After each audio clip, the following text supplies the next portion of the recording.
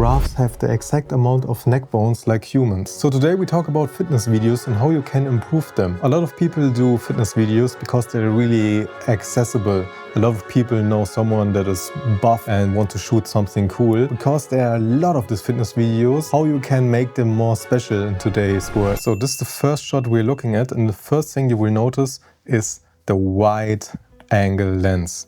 The wide angle lens is our best friend in commercial because it gives us the possibility to do an abstract look that not normal people use. When you're shooting a commercial, this is the key for a cinematic look. Doing something a normal consumer can't do, was not able to see most of the time.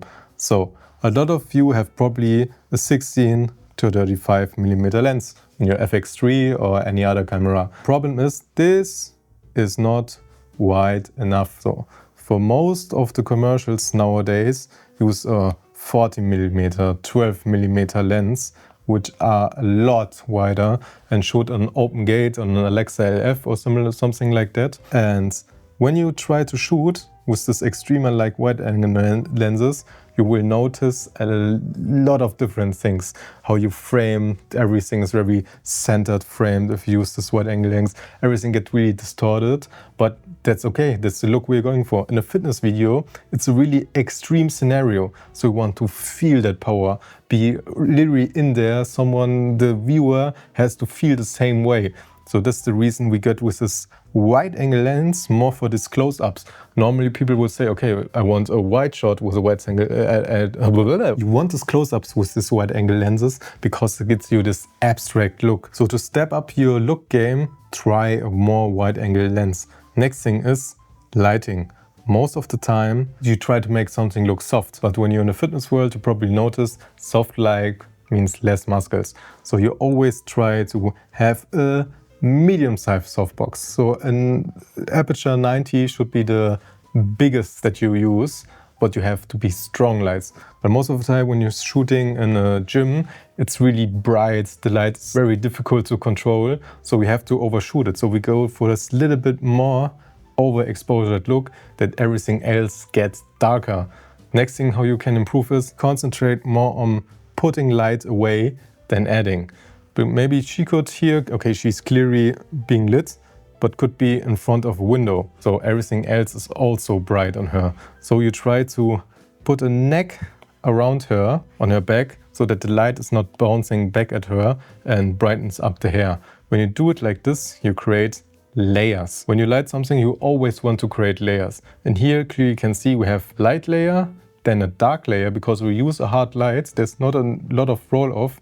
Then we have a bright layer again, dark layer, bright layer, dark layer, bright layer. See how you can see with bright, dark, create a more three-dimensional look. Also, when you notice the actor isn't sweating, do some research how you can fake sweat, because most of the time you work with weights that are better for movement and not real performance. And sweat not only makes it more realistic and more dramatic, but also gives you this nice specular highlights on her skin that makes the shot even more three-dimensional. And another important thing is concentrate on your clothing. Don't just say wear whatever you want, you feel comfortable in. Check out what are the color scheme of your scenario and let in dress something that make them stand out and pop. When the studio is most of the time blue, don't let them wear a blue shirt because they will not be popping out of the frame because of a color contrast. Always look for what your environment is and what clothes the people could wear. Don't wear black, don't wear white. These are interesting colors for something that have to look extreme. And even when you use these wide angle lenses and its contrast lighting, you should have really colorful, cool clothes. Here what they've done is the exact same thing. We have this really closed wide angle lens and he's moving into it. Next thing is controlled movement. Most of the time fitness videos are a lot of handheld and fast paced, and that's additionally you can do. But try this cool look. It's just a cool push in and then he comes from out of focus to into focus. And because he's not here in the center, he's on the outer line, his face gets stretched. So we get this even more abstract feeling. And here another addition, when you're doing in a gym, the next thing you are allowed to do is a top light, because a top light really brings a lot of other muscles up. You always have to look for, okay, what is the scenery, what muscles are now important, and then you decide. Also, as you can see here, he wears a yellow shirt, which really gives this nice color contrast to the bluish background. Next thing is your camera angles. Everyone knows this position, this position, this position, and this position. But to get different looks, you have to be on places no one's ever before.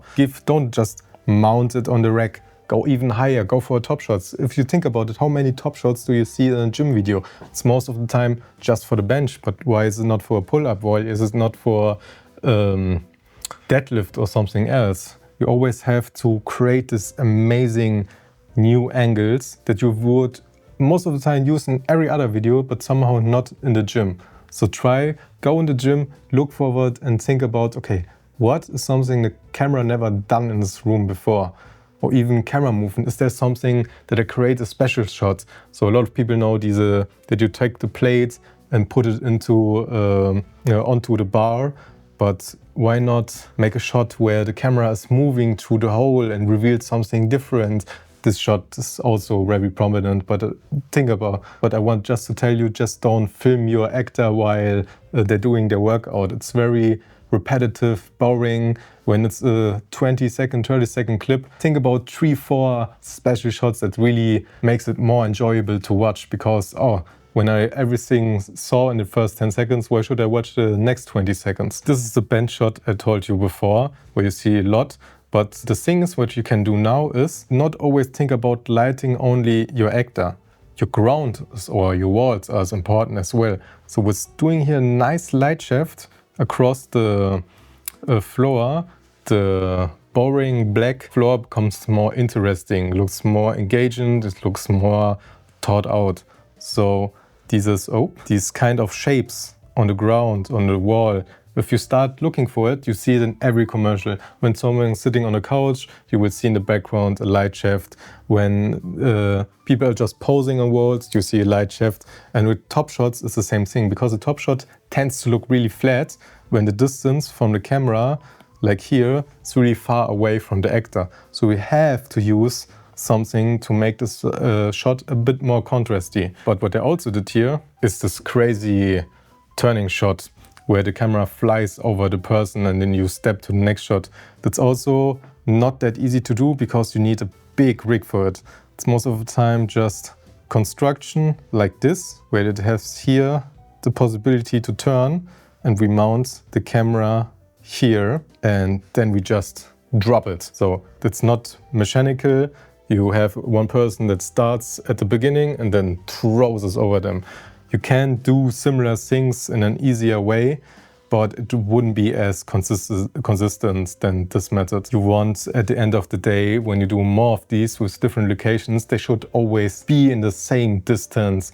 Otherwise, the effect wouldn't be that great. So if you enjoyed this video, I really would appreciate a subscription from you. My name is Marco Bagnoli, and I'll see you next time.